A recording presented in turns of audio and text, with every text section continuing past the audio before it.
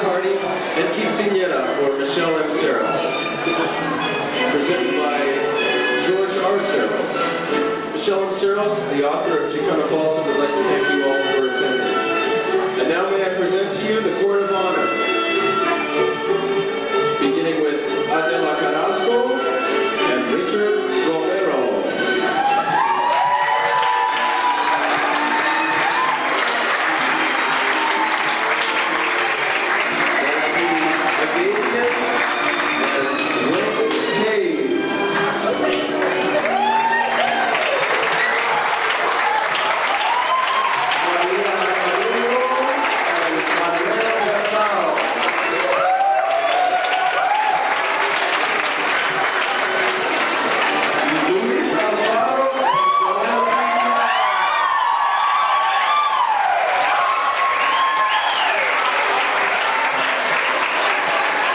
TERESA MENDOZA and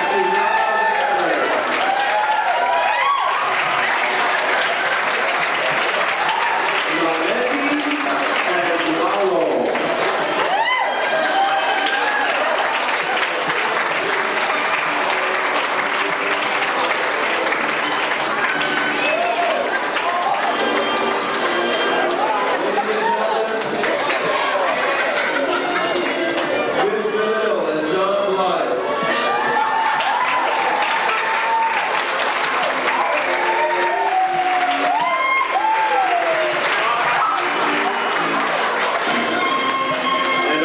Of honor, George R. Serros and Michele M. Serros.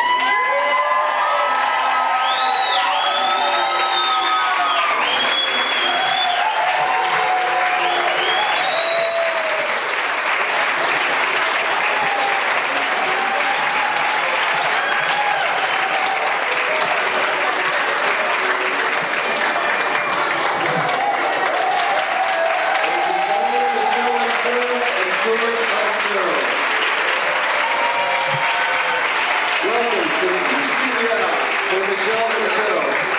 Chicana Falsa.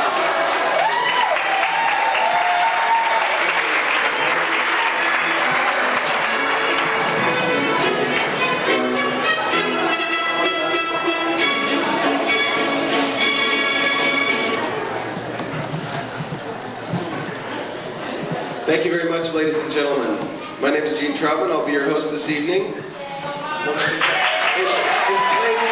place of our good dear friend, Tomas Carrasco, who can't be with us this evening for some reason. All right, give it up for Tomas Carrasco. It's my privilege and honor to be here tonight introducing the Court of Honor and Michele M. Serros. Our first reader this evening will be ADELA Carrasco, and she will be sharing with us Annie Says.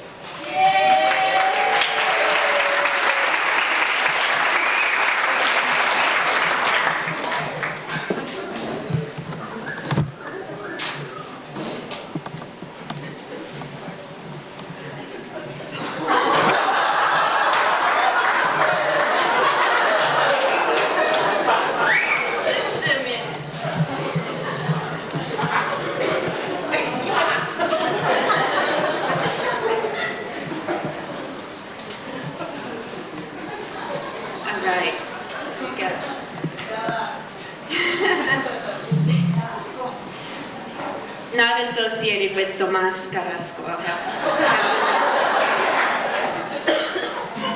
not a part of our clan. Annie says, my dear Annie told me you could never be a writer, let alone a poet. What do you know? I mean, what can you write about? You got a D on your last book report. You gotta be able to write English good, use big words, and you've never been out of Oxnard. Writers travel all the time. New York, Paris, Rome, every place they make oil of Olay. That's where writers go. That's where they live. Your family doesn't even have money to travel. You never will. Your family, and you don't even type. Now, how you gonna be a writer? Sure, some famous poets, they say, wrote longhand, but that was long ago, and they were men. Men have it so easy, worthless, lazy dogs. But you wouldn't know about that, because you've never been with one. You've never ate, slept, inhaled pure, passionate love, like this Harlequin romance I'm reading.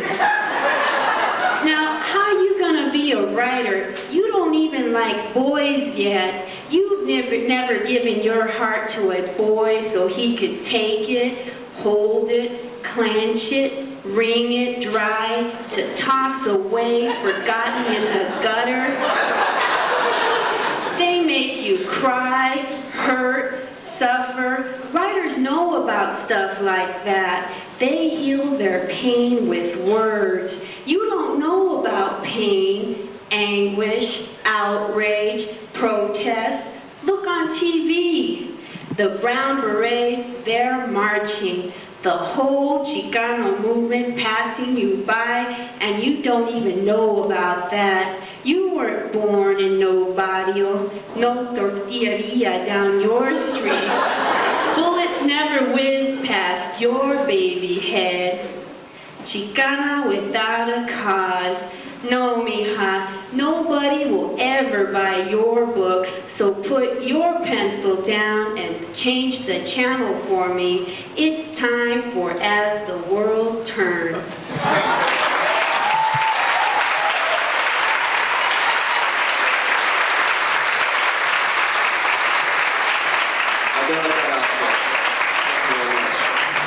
Next up is Nancy Agabian, sharing with us Mi Problema and White Man with Chicana Falsa.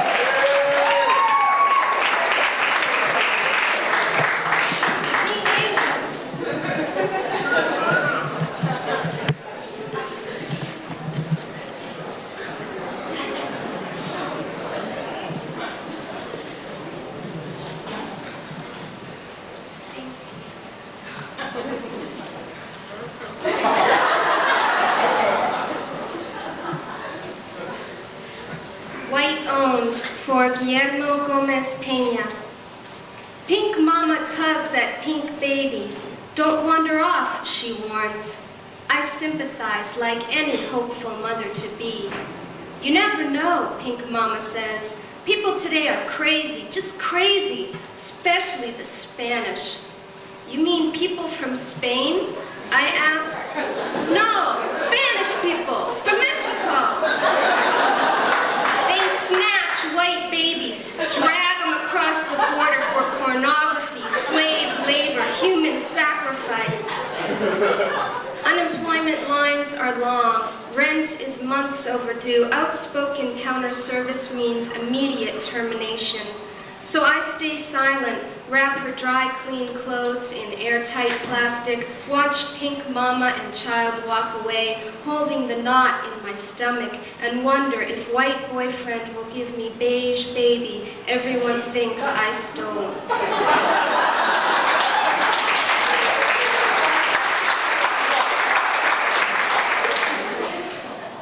Mi problema. My sincerity isn't good enough. Eyebrows raise when I request, hable más despacio, por favor. My skin is brown just like theirs, but now I'm unworthy of the color because I don't speak Spanish the way I should. Then they laugh and talk about mi problema in the language I stumble over. A white person gets encouragement, praise for weak attempts at a second language. Maybe he wants to be brown like us. And that is good. My earnest attempts make me look bad, dumb. Perhaps she wanted to be white like them, and that is bad. I keep my flashcards hidden, a practice cassette tape not labeled, because I am ashamed. I should know better, they tell me. Spanish is in your blood. I search for SSL classes, Spanish as a second language, and college catalogs, and practice with my grandma, who gives me patience, permission to learn. And then one day I'll be a perfected R-rolling tilde using Spanish speaker, a true Mexican at last.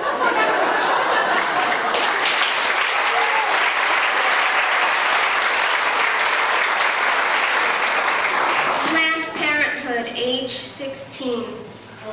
The Devil's Workshop is located indiscreetly between Aging 5 and Dime and Neo-European Outdoor Cafe. Young girls enter, exit, and enter again through taped-up glass doors on the hour, every half hour, holding precious brown bag filled with pills that promise reliable, worry-free bliss.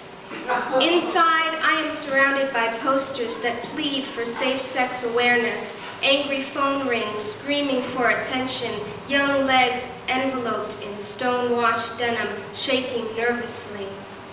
As a child, my catechism teacher warned me, if you walk too close or look too long in the direction of the sin clinic, your soul will be contaminated. In junior high, worldly Ana Chavez taught me, only putas go on the pill. Discerning Aunt Marla preached, sexual activity begins after marriage. Any questions? Ask your husband.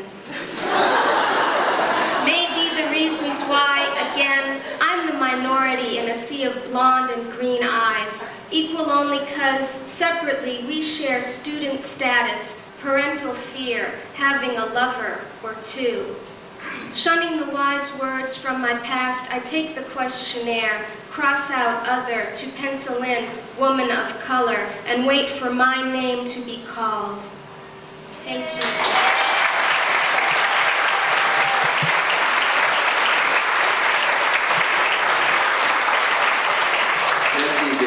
Thank you very much. Before I introduce our next guest, reader and member of the Court of Honor, I'd just like everyone to know that after the readings, we will be serving tostadas and sodas in the back. They are $1 each, and we will also be selling and having a signing of Michele's book, Chicana Falsa. So thank you for that. And I'd especially like to thank members of Michele's family and close friends who have come from far away to show up for this event. It's very nice of you. And everyone who's come out this evening, especially because of my rain. So without further ado, I'm proud to announce member of the Court of Honor, JOΕL B. Tan, reading Shower Power Hippie Man.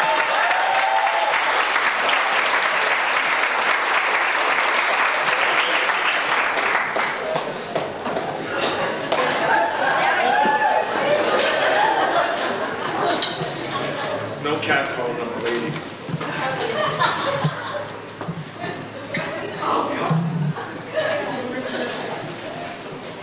Shower Power Hippie Man. He made twice a day.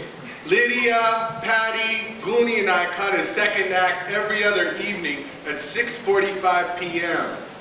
We called him Shower Power, because unlike our own fathers and brothers, he showered twice a day. Long, hot 20-minute showers. I've never heard such a thing. Guess no one ever pounds on his bathroom door. We tagged him Hippie because his hair was long, almost reaching his shoulders. No man in our neighborhood had such hair. We had so-called real men, as Cousin Amy used to say, with hair that was short, black, and slicked all the way back. That's what real men were made of. Nonetheless, 3 times a week with bellies full of hamburger helper, tacos, and KFC dinner packs, the 4 of us would gather in front of my home to walk the 6 blocks into the other neighborhood to visit our man. We'd walk up our street, Cortez Avenue, down Cerritos Place, left on Citrus Drive till we reached it, his street, Manzanita Lane. Slipping behind his garage into his alley, we ignored barking dogs, the cries of horny tomcats, back porch lights, and helped each other over dented garbage cans to climb onto his high concrete wall. We'd wait, watching the curtainless bathroom window till finally he'd enter. Then, there he was, our man. Tall, pink, and freckled. A dingy white motel towel cradling low on his pale man hips. Sometimes he'd have a transistor radio, and with closed eyes and clenched fists, he'd start to sing that song he wrote just for us. There's a lady who's sure all that glitters. We loved when our shower power hippie man sang for us, but the best was yet to come. Goonie would make her usual tongue drum roll in anticipation, and seconds later, the hip-hugging towel was off. I mean, right off at his ankles, and there he was for all four of us to see. Our 9-year-old eyes followed hairy hippie butt into cracked mildew shower stall. Lathered from watered down, no more tears trickled down to body parts we were much too young to pronounce. He loved to wash down there. You know, it. And he'd yank up his droopy it thing to soap up pink, furry, private flesh. Yes, he did making bathing a joy. He was truly our man. No, wait, he was our boyfriend. We were too good for all the 5th grade boys in Rio Real Elementary. We were the cool girls with the big secret, and we promised to keep it that way till the day we died. It was our pact, and we followed it, big time. One Sunday evening, as we waited our usual time, he walked into his bathroom. He seemed different right away.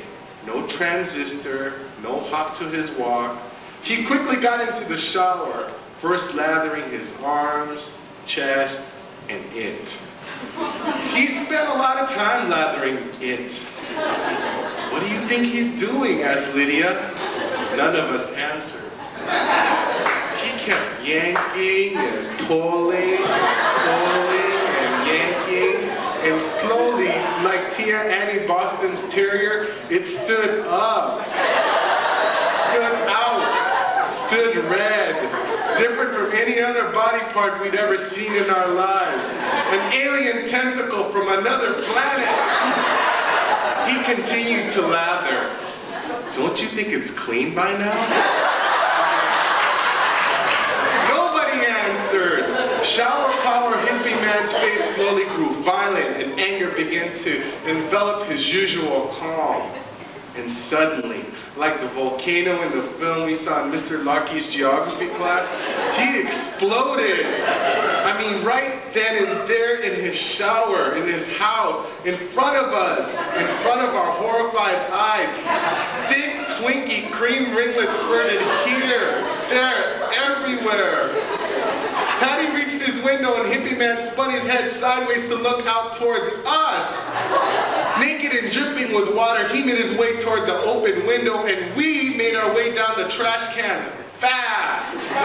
Tore down the alley, past barking dogs, kitty cat sex sounds, onto Manzanita, down to Citrus, back on Cerritos Place, and finally back to Cortez Avenue, where slowed to an exhausted walk, our cushioned wallaby soles treaded on familiar home pavement.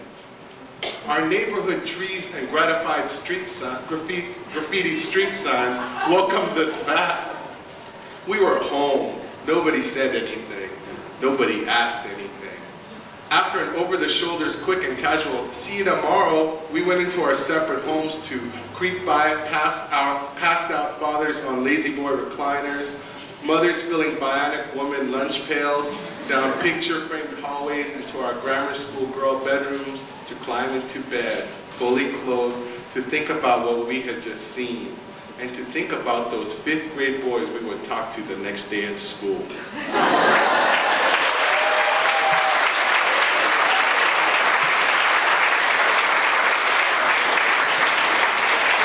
JOΕL, thank you very much. next up, well, you know, like every quinceañera, there are problems. There are cancellations at the last minute. Things happen. And there was a little infighting, let's say, in the court of honor. And due to that, there was a few cancellations, and some people didn't show up today, and that's okay. So but we are honored by the presence of Sandra MUÑOZ, who is here in the audience tonight. And Sandra will read us Dead Pig's Revenge.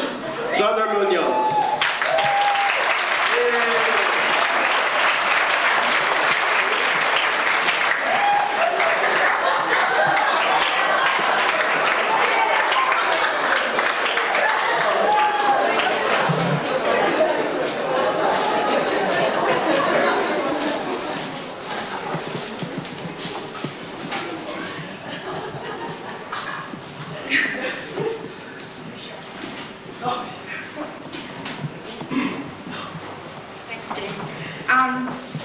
I'm the replacement. That's why I don't get a dress.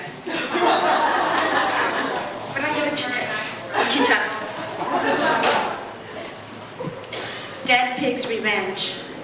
I knew every time Dad packed us up to travel the distance from Oxnard to Chino, my family would eat good.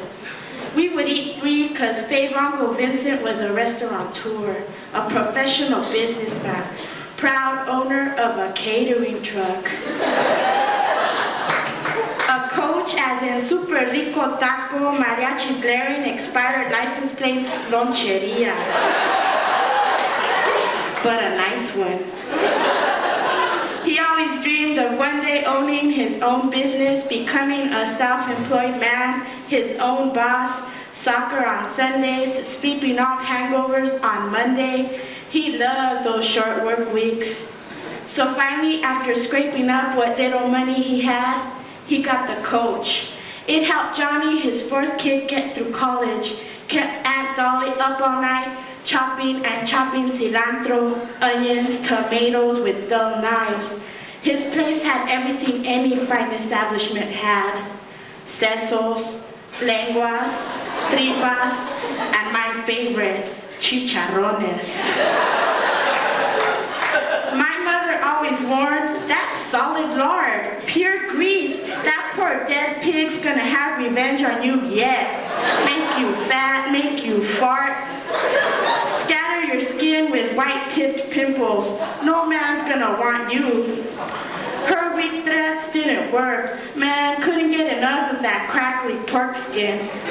I crammed them in tortillas that were always too small, so I ate them right out of the pot, throwing small crispy bits into the air like popcorn. Letting them land in my open, anxious mouth, I used to eye my cousin Amy's pet piglet. With a wink, I'd say, see you in a couple of years. In my valley.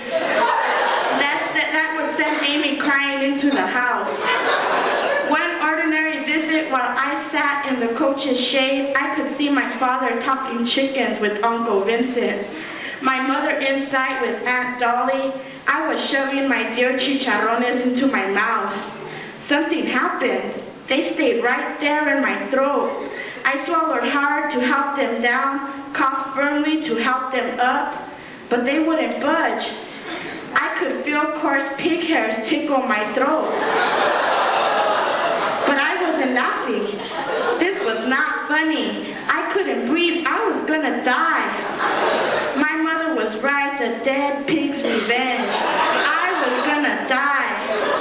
My father was suddenly miles away. Thoughts raced through my mind. Who'll take care of Miss Rosie, my pet goat?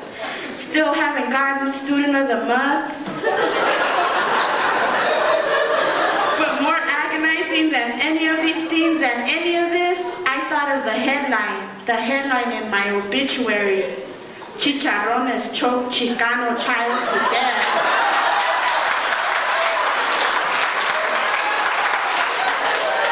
En Chino. Oh my God, I couldn't die with a headline like that. The humiliation. I didn't want to die. I wanted to live.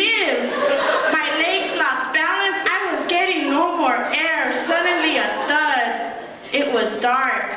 I woke up to find Cousin Amy above me. You were turning blue, so I punched you on the back like they do on TV. That night, Amy got her favorite dinner. My mom and dad shook their heads in disgust, hearing her repeat the story over and over again. But I didn't care. I was alive. I was free to walk, to breathe, to think, to eat. I stepped out to the backyard, walked over to the cage pen to watch over Amy's sleeping piglet. It was so full of life, a beautiful breathing thing. I spent all night with it, watching, thinking, waiting, salivating.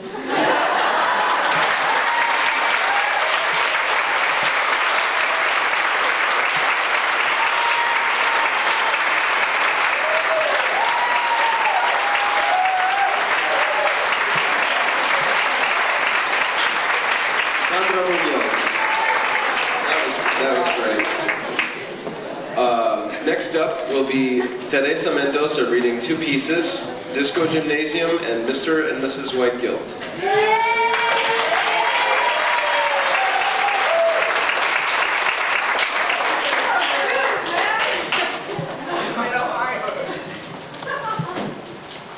Thank you, Michelle, for the opportunity to wear a beautiful dress like this. Really want to thank you. This is Disco Gymnasium, and this is where you go after you eat the chicharrones. The 18-inch waist, buxom blonde, informs me you're late. Bathrooms are a mess. I tell her, no, I'm not the cleaning lady. I go here. I'm a member. Her left eyebrow arches with suspicion. She checks my plastic card, proof, and signature. Annoyed wave allows me in.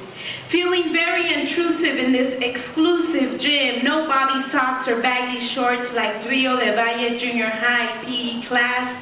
I'm the solo mexicana in loose chongo, ex-boyfriend sweatpants, oversized t-shirt. Fashion outcasts creating a nuisance to iridescent, pearlescent, adolescent, spandex, latex, XXX. Ahead and behind, my eyes can't hide from the neon green thong thang, dividing large curved twin cheeks. It's a Friday afternoon last-ditch effort to get it on and get it off with wealthy white West Side women sweating to inner city rap boys like they secretly do at home. Kick higher, stretch longer, squeeze tighter, die sooner. And the whole time I am thinking of the double cheese chimichanga supreme I'm gonna pick up on the way home.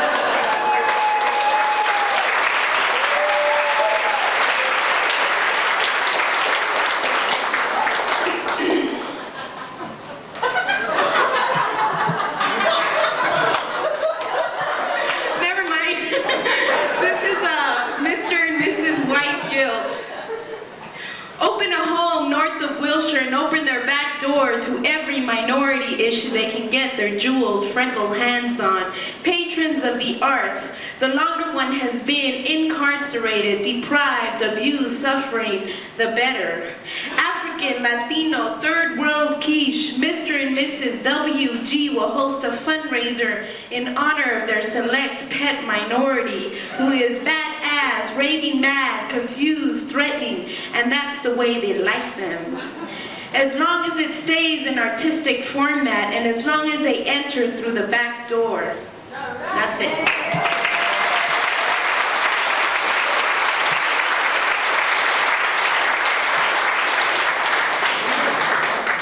All right.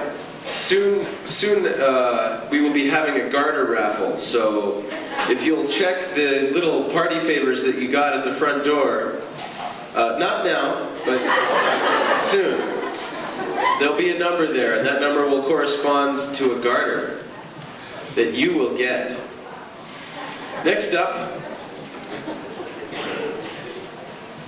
is my favorite reader tonight, Michele Serros, reading Letty.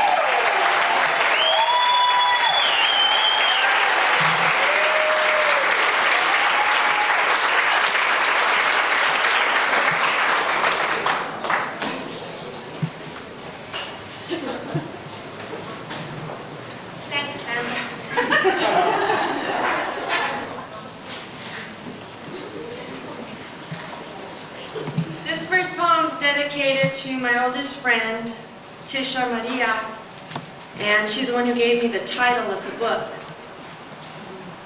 La Letty. Her steady hand outside's inside bottom eyelid, thick, darkening to deep velvet black. A finishing touch and 60-minute routine for this raccoon-eyed beauty. Turning from the mirror, she says, "You know what you are? You are a Chicana Falsa. Mecha don't mean shit, and that sloppy Spanish of yours will never get you any discount at Bob's Market. Homogenized Hispanic, that's what you are."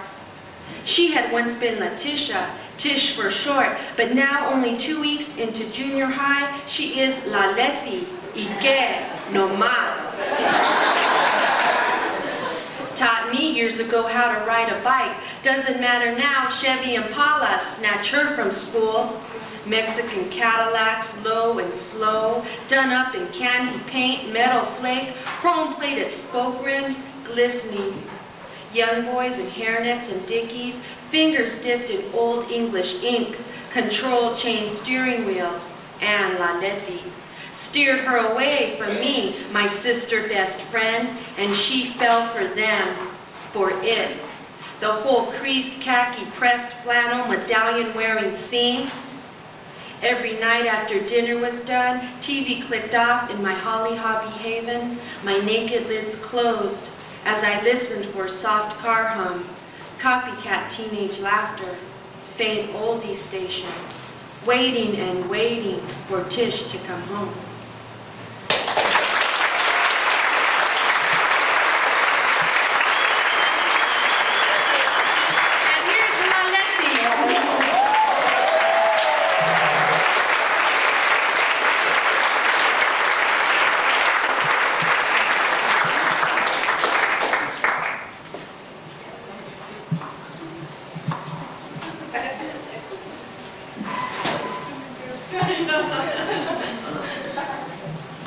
Okay, it's a short piece, new piece. The day my sister was on TV.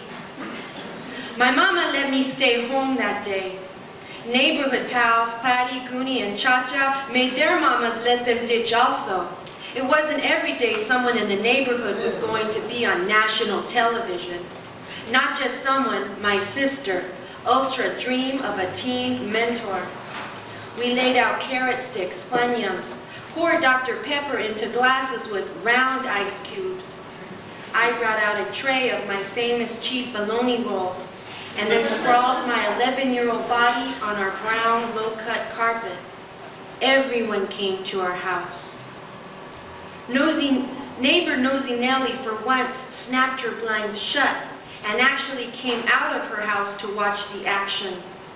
Fat Fabiola, my mother's second cousin, took over the lazy boy and asked, "Is this all the food you're gonna have? Your daughter's gonna be on television and this is all the food you're gonna have?" Charlie Romero, Patty's dad and the tallest Mexican on the block, dragged himself in last-minute debated jealousy. Since he was 6'4" with a real good voice, he felt if any Mexican should be on television, it should be him. Back in his college days, he even had a starring role in the student production of The Pearl. He was the star of the neighborhood until now. Our 19-inch television flourished in technicolor and brilliant sound. It took over the whole living room, drowning out our excited chatter. The show my sister was going to star on was beginning. We ignored opening credits, first batch commercials, and all other bit players until finally my mother announced, "This is it, here she comes." The time had come, and my sister was going to be introduced on the air. Can you imagine her own introduction on television? "Yvonne Serros, come on down. You're our next contestant. And the price is right."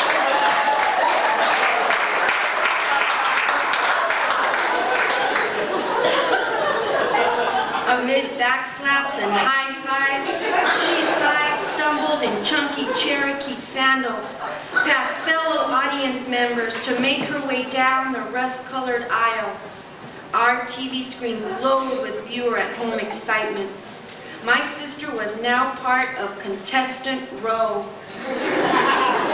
Her left breast covered with a large yellow name tag, her face flustered red, plucked arched fishwire brows that made her look chola, but she wasn't one really.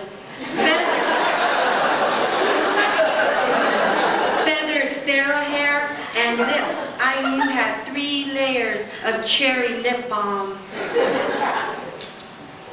She was all I wanted to be someday, especially the part being on television. The first item to bid on was a deluxe, extra heavy-duty, large-load capacity washing machine. Nosy Nellie said, "Oh, that's a fancy one. That's like the one Emma on the street behind me got." I happened to be out in my garden when right then and there I could see through the crack in the fence she was getting a new washer and dryer. I just happened to be right out there. And there I see these delivery men lugging them in. She must have got into another fight with her husband. He always buys her things to make up with her. Oh God, your sister's not gonna know the price of that one. Nosy Nellie was right. She wouldn't know the price of such a lavish home appliance. We went to the laundromat. A brunette Bob Barker asked my sister, "Yvonne, give us your bid." And he guessed $1,000. She guessed $1,000, because my mama always said, "God, I'd give $1,000 for that."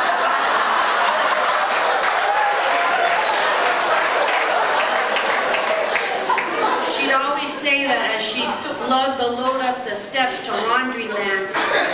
And now my sister had bid that. After all the other contestants made their bids, Bob Barker announced that it was not my sister, but someone else who would be getting the shiny brand new deluxe washing machine. But my mama said all was not lost, and that my sister had at least 2 more chances. Next was a microwave. Fat Fabiola yelled out, "Oh God, she's gonna lose that. What's with your sister? Didn't she watch the show before she went on? Doesn't she know the prices of anything? She should have went on Wheel of Fortune." Beto's son went on that, and he got lots of nice things for his mother. My sister again bid $1,000.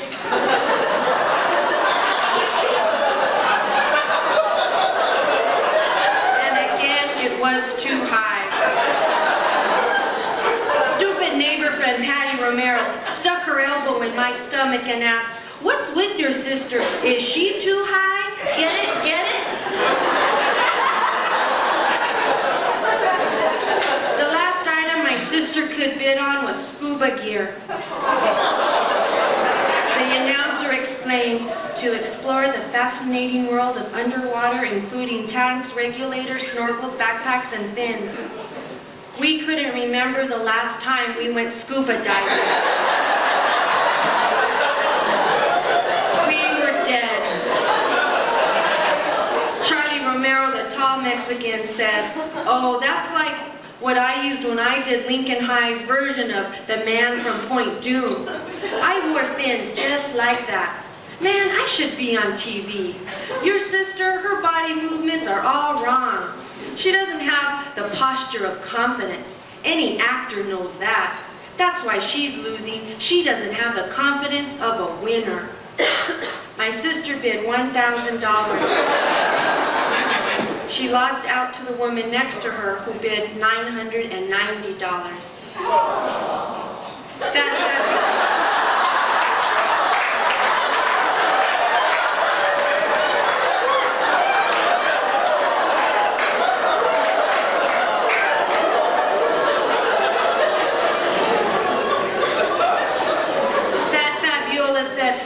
She's coming back with nothing. She's never gonna get to the showcase showdown. All the way to LA, and she's coming back with nothing. But Fat Fabiola was wrong. My sister did come home with something. 1 month later, a big brown box arrived at our house filled with consolation prizes. But they didn't console us one bit. embarrassment of the neighborhood. We got a lifetime supply of Hawaiian Tropic suntan oil.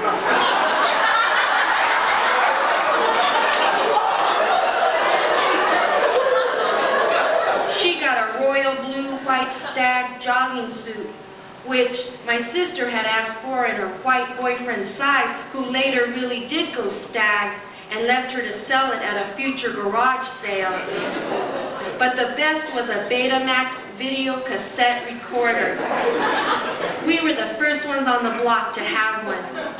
Nosy Nellie came over to see it and said, "Thank God you got that machine. Thank God. Now next time your loser sister's on TV, we can tape it like everybody else."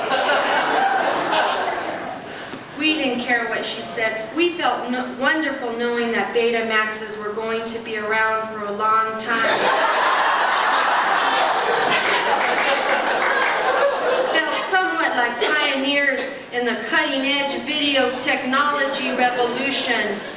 We plugged it into our 13-inch screen, and for months, letting the 1200 flash on the lower right-hand corner, we would brag and brag to guests about the day my sister was on television.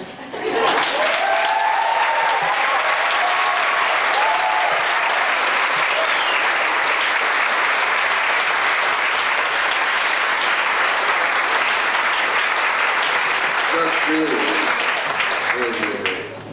Next up will be Liz Belil with the Grudge Holders. Ladies and gentlemen, Liz Belil.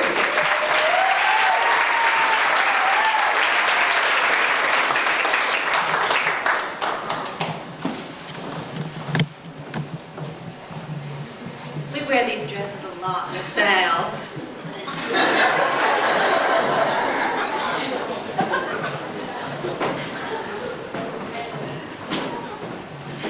The Grudge Holders. My great-grandpa Louis has died. It doesn't even matter to say if he was my mother's grandfather or my dad's. He belonged to everyone. Everyone loved Grandpa Louis. Everyone spoke to him. And when I say that, I mean that no one held grudges against him. I took my roommate Angela to his funeral. She offered to drive the long distance. "This is going to be difficult," I told her in the car. "Death is difficult," she replied. "No, it isn't that. It's my family. I come from a long line of grudge holders. Nobody speaks to each other. When a certain somebody enters the room, a certain somebody leaves the room. If I had a turnstile that popped out a nickel every time someone went through it in a huff, I would be a millionaire. Oh God, it can't be that bad. This is death, human tragedy. Stuff like this brings people together, especially family." "You don't know my family," I said, seeing a fast food drive-thru in the distance. "Hey, pull up through there. I'm hungry." When we finally got to my grandma's house, Angela looked around. "Hey, it doesn't seem so bad. Everyone seems together." "Oh no, Angela. It's only certain ones, but their stubborn blood taint the rest, makes everyone sick. The little ones catch on early, and the tradition is handed down generation to generation." Angela laughed. "Mexicans are so funny. It's always a pride thing with you guys." "Not pride," I corrected. "Principle. It's the principle of the matter," pointing out my cousin Linda. "See her? About 2 years ago, her parents, my Uncle Charlie and Aunt Rosie, promised her a new car for her 16th birthday. 3 days before her birthday, Uncle Charlie had to break the news to her. They just couldn't afford the car. He tells her this 3 days before her birthday, months after she'd been bragging to all her friends about her new Mustang 5.0. She promised to take her friends dancing in LA and everything. She looked like a fool in front of everyone. She swore she would never talk to her father again, and as far as I know, she hasn't." Angela said, "But she's just a kid. Teenagers do that sort of stuff all the time. She'll get over her high school grudge." "Don't you bet on it," I told her. I pointed out my other cousin, Lupita. "You see her? That's my cousin Lupita. She's been on a diet as long as I've known her. She's tried everything to lose those 30 extra pounds. But they'll always be there, it's just her. She's wasted so much money on diet programs, therapy, surgery, you name it. She just gains it all back. One time she was down to 140 and looking pretty good. But then my Uncle Chewy saw her and started singing, Lupita, Lupita, still a gordita. Man, she was pissed. I told her to ignore him. That's just the way he is. But she said, no, I'm not going to forget that. He's a grown man. He should know better. Everyone always says that's just the way he is, and they let him get away with murder. Somebody should tell him he's wrong. But it won't be me, because I will never speak to him again. And she hasn't. Well, I can understand that, said Angela. I mean, I feel sensitive about my weight, but still, she should have told him. It seems the grudge holders in your family are the women. No, I corrected her again. The men are just as bad, if not worse. I point out Uncle Eddie, who's on the other side, on one side of the room, and my Uncle Lalo, who's on the other. See, my Uncle Eddie doesn't speak to Lalo. It all started many years ago when they were just little kids. Their father, my great Uncle Eddie, took them to the park. They came across one of those pony rides, you know, one ride for a quarter. My great uncle was poor back then. He didn't have enough money for both, so he said they would have to flip for it. So he flipped a coin, probably the only coin he had, and said, little Eddie heads, Lalo tails. When the coin landed on the ground, it showed heads, which meant Eddie should have gotten the ride, but Lalo grabbed that coin quick and yelled, tails, I win, and ran off to ride the pony. Just like that.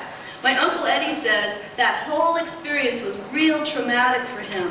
And it just proved how selfish his younger brother was and still is.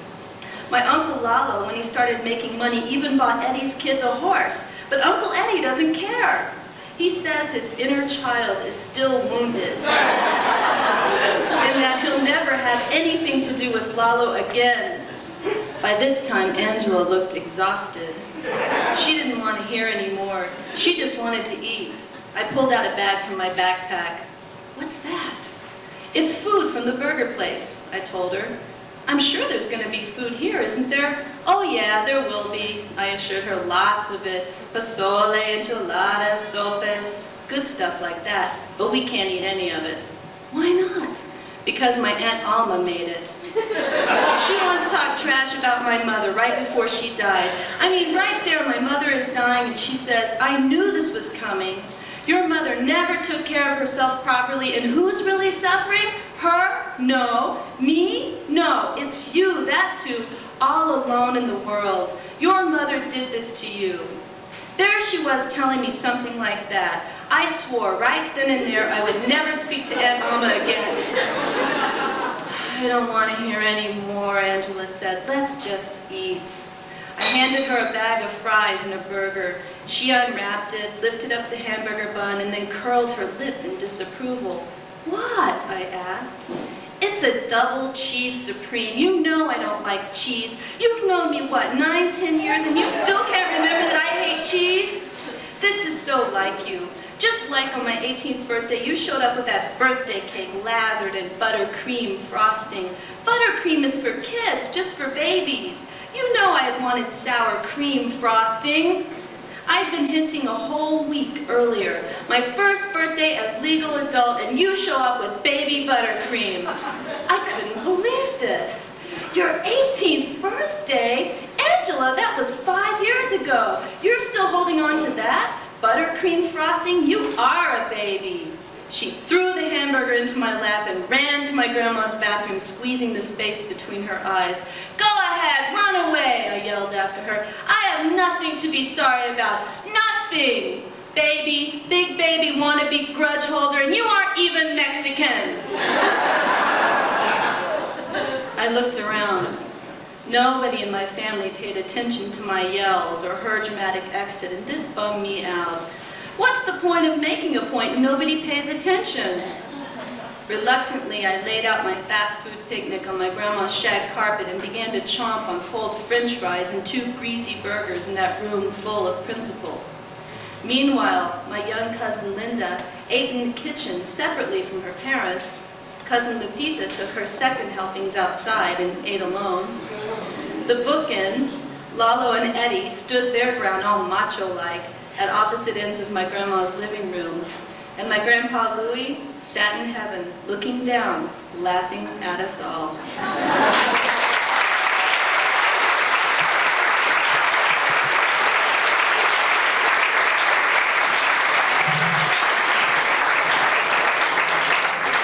Next up is Maria Cabildo.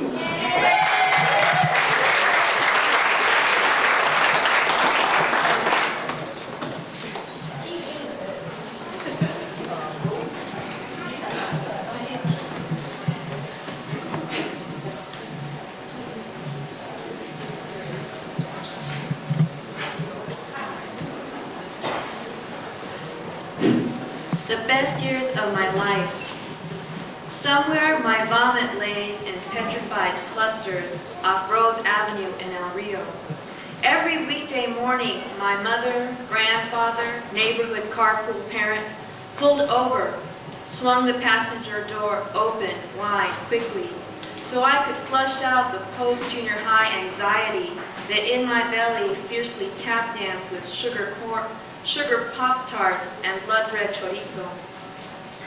Once my mouth was sleeve clean, the journey continued, the last mile, the long mile, to that secondary holding facility, Rio Mesa High School, where every day my stomach and I battled acid-damaged non-vets who taught calculus, bio-lab instructors flirting with wealthy white girls whose fathers owned country clubs they so badly wanted to join, school officials with unofficial titles, Dean of all Dicks and Birdlegs Barnett, power played with students tagged Weed Boy Willie and La Spooky, Monica Winters wanting badly to kick my ass because I wouldn't give in to the pharmaceutical she carried in her stolen Gucci bag.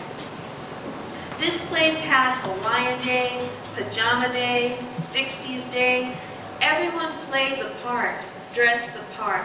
But every day I wore the costume, the fears of this clown, that someday over the loudspeaker, Dean of all Dicks would announce, tomorrow will be Inner Self Day, come as your true self. Then I'd be caught, I'd be dead. How would I explain to Tia Annie's confused hands to sew me a costume portraying me, the real me, latchkey emptiness, suicidal contemplation, internal jellyfish canker sores, stinging and sucking the last of my schoolgirl esteem. Nothing no over-the-counter chocolate chop or weekend in Ojai could ever soothe, coat, and protect. Every day I drag my feet in customized black and pink bands. Only thing about me, the right color, right size. Slipping through Mary, the hall monitor, PD student supernarc, to the girls' bathroom, find an empty stall, a toilet to sit on to wait and wait for the 3 o'clock bell to ring.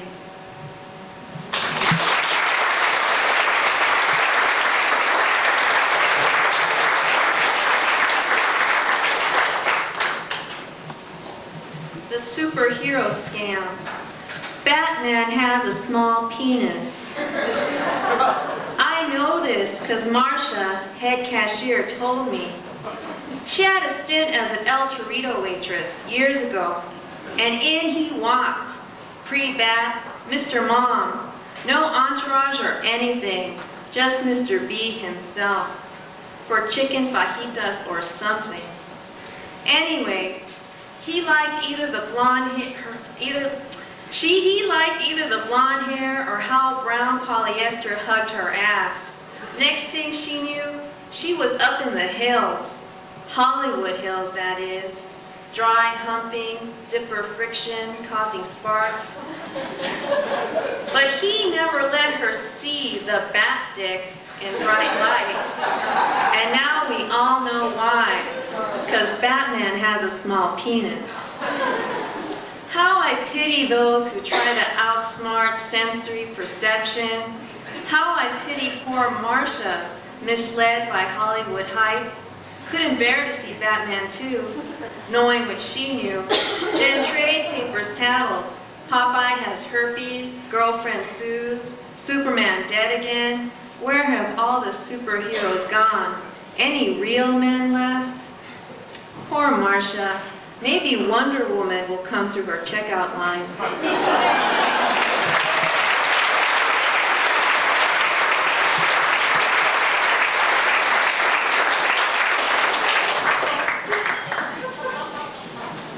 Next up, we have ADELA Carrasco reading Boom Boom Man.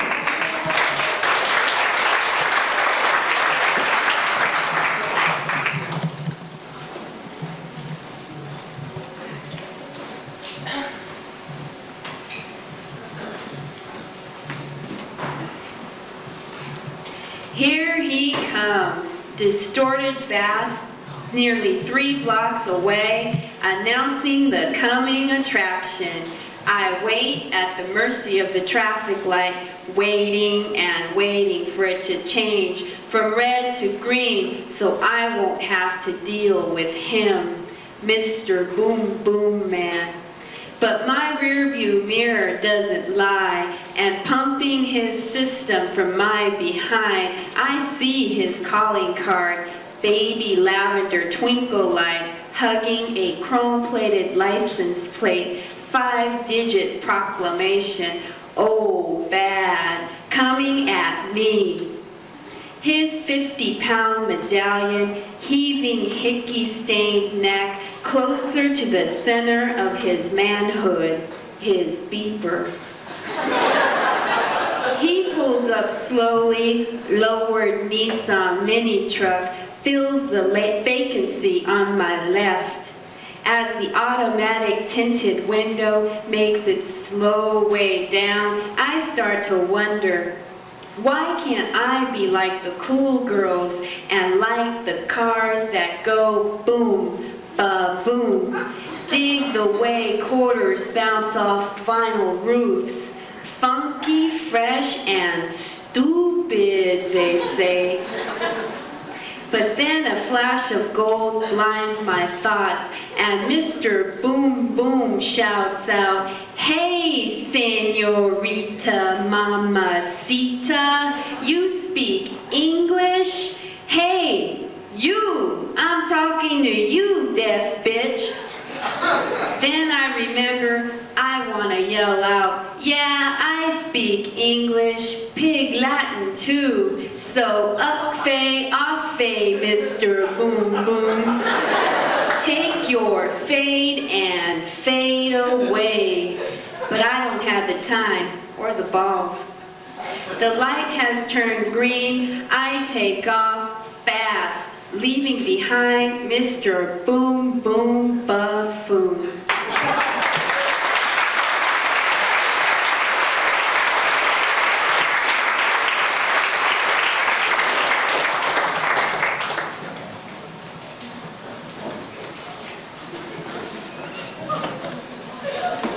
I'd like to thank you all for attending once again. Please stick around. After the reading, there will be a garter raffle. Oh, and apologies to Grandma Serros and Michelle's extended family for the bad language.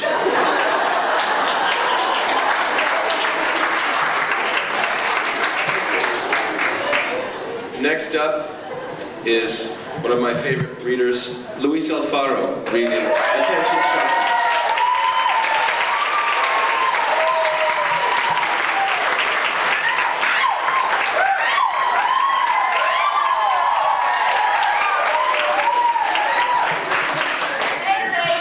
I was sitting out there thinking, they're not going to call me. I want to thank Michele Serros for inviting me, and I'm really pleased to be here. However, most quinceañeras are held on a Saturday. Sunday is the day that I spend at the Montebello Mall. But I do want to say to Michele that you are my best friend. And when we go to 8th grade, we are just going to meet everybody together, and we're always going to hang out together, and I love you so much. And I think, the lighting of the candles should happen, so I should just take it upon myself to do that. So I'm going to light the candles now, and excuse me, Grandma Serros, but I have to show my tits. I have tits tonight. So maybe we should sing, or maybe we can play a little like theme music while I'm doing that. Okay.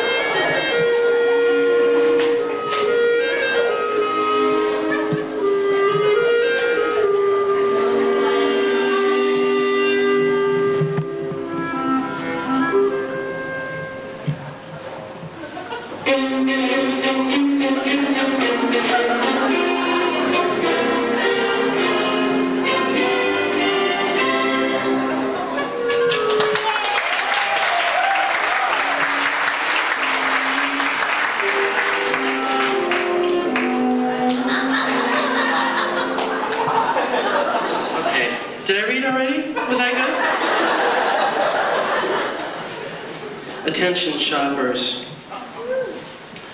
Discrimination breeds in the Ralph's supermarket at Venice and Overland. Not in employee opportunities, race, age, or sex. Nothing like that. But rather in the temperature-controlled depths of the frozen food section. My classmate Martina pointed this out to me one day. She and I were both on aisle 9 going for mixed frozen vegetables. We were making Spanish rice for a big fundraiser later that night. Now, Martina was no cook. She was an activist. Maybe what you'd call militant. And maybe what you'd call serious. But still, I liked to hang out with her. She was smart. Anyway, the vegetables make it, you know, colorful, festive-like. And since we both thought veg-all was gross and there was no way we were going to cut down carrots to micro mini cubes or pick peas out of their casing like her mama does, frozen veggies would have to do. Seconds after she opened the glass door, Martina said, look at this. She pulled out 2 frosted bags from the bottom compartment. Malibu-style vegetables. And check this out, Latino-style vegetables. As if we all eat alike. I've never seen this. Man, even in the lousy freezer they divide and they discriminate. Martina, I asked her, they're vegetables. How can they be discriminating? Get real. She went on, man, you don't even see it. You're so unaware. Look at this picture. Latina-style vegetables. They have the vegetables cut up all small. Like, what's that supposed to mean? Like little food for little people? Little minds, little significance? And this Malibu kind, the broccoli, the carrots are cut up large, all big and grand, like of great worth or something. The cauliflower, which is white, is the biggest vegetable in the picture, overpowering all the rest. Oh, Martina, I told her, you're seeing something that just isn't there. You're crazy to get so worked up over vegetables. Now, just grab a bag and let's go. I'm not crazy, she protested. This is how it starts, and look at this. The Latino-style vegetables are spilling out all over this wicker basket, all overflowing messy-like, insinuating that we are overflowing, overcrowding what they think is their land. And what's with this wicker basket? You know, we don't use baskets to cart our food around. The Malibu-style vegetables are all neat and in order, properly arranged in a nice white porcelain crock. No problem causing vegetables here. They're orderly, dignified. Dignified vegetables? Martina, is there such a thing? I was getting so embarrassed. People were starting to look at us. She was no longer paying attention. I had lost her to her newfound cause. She continued to prove her point. And look at this, the packaging. Malibu style kind is labeled from Ralph's private section. Private as in not everyone is welcome. No entry to you, especially you, wetback. Go back. By this time, a small crowd had formed. Everybody was listening to Martina. She didn't care. She continued. Malibu style are twice as expensive as Latino style. Why? Are they better vegetables? Did white people from Malibu pick them themselves? Did they take off from some corporate meeting early or leave the tennis court and game and just to fly up north, put on their designer jeans to get on their hands and knees and pick their own kind of vegetables? Did they? Did they? Martina waved the bags over her head and then flung them to the ground. The crowd cheered as an array of green, orange, and white exploded on the supermarket floor. She stomped on the soggy, newly integrated vegetables, mashing them into the linoleum. And then this extraordinary thing happened. One by one, people started to pull frozen produce bags out of the freezer compartments. I saw a Korean woman and her 2 children stomp on Oriental-style vegetables.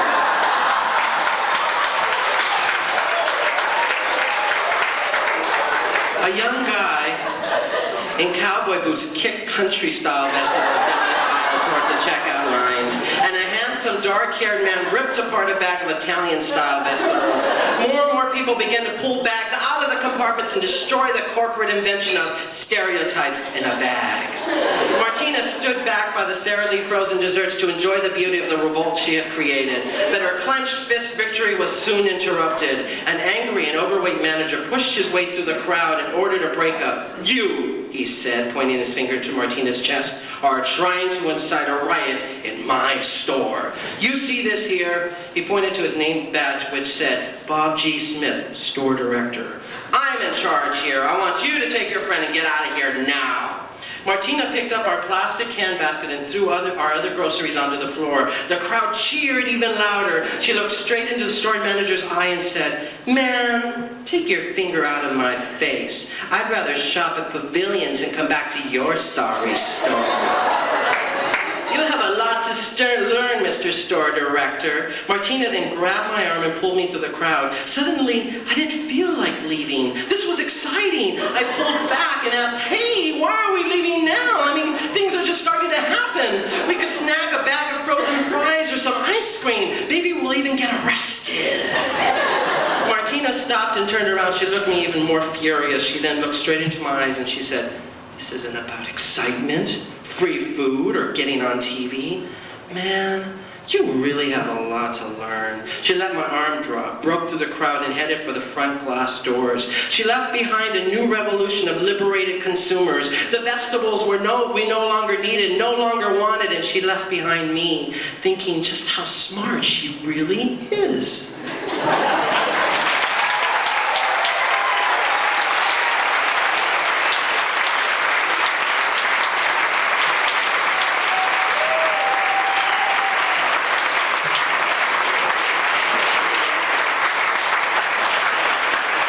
Ladies and gentlemen, the Court of Honor.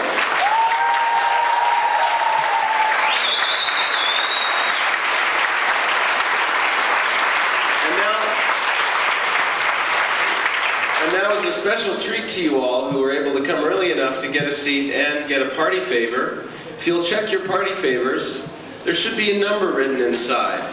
Some of them, not all of them.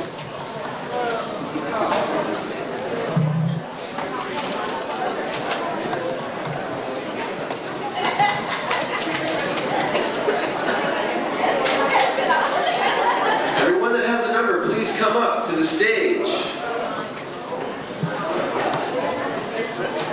There's only one number? Yeah, no, there's a few numbers, I think.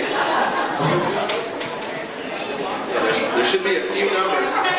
Don't be shy. All right. We have some winners coming up here.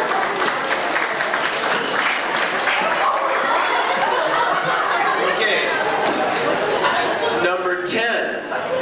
That's Diane. This is the garter giveaway, ladies and gentlemen. Number 10. Who is number 10? Hey. of Luis Alfaro for Diane Estes.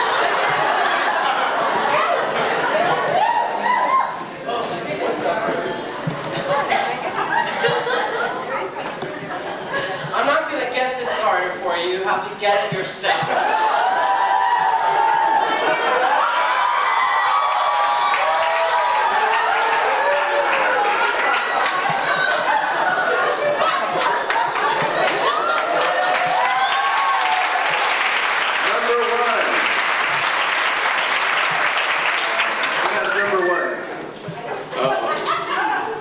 Number one.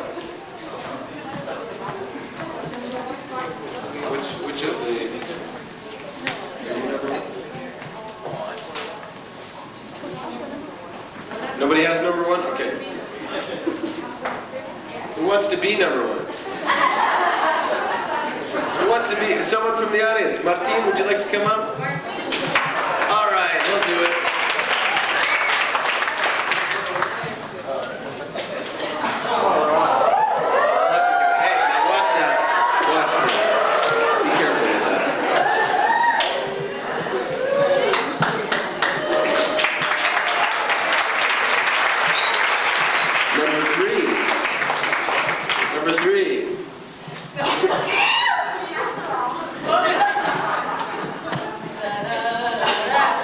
This is proof that the giving out of these favors was completely unbiased.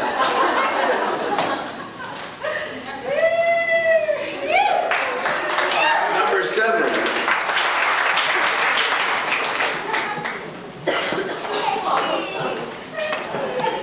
And number 8.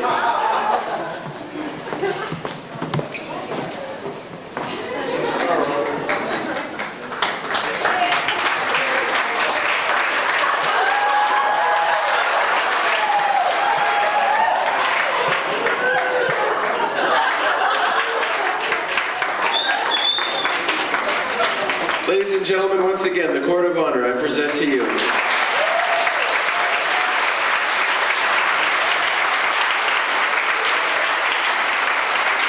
like to thank you all very much for attending. There will be a short recess, and then we will be, the Court of Honor will be mingling in the audience. There will be a book signing and dancing. Thank you very much for attending once again.